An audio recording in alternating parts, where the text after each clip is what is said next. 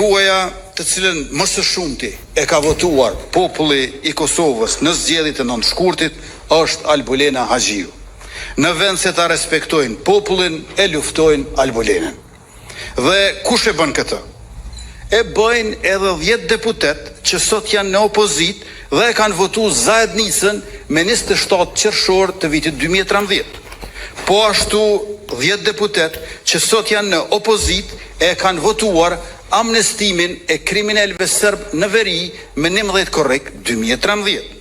E bëjnë edhe 7 deputet opozitar sot, të cilët me 3 gusht të vitit 2015 e kanë votuar gjykatën speciale.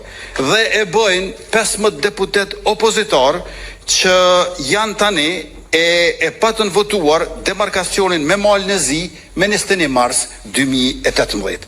E këta deputet të papenduar për këto 4 votime kaq të këqija nuk e votojnë Albulena Haxhiun.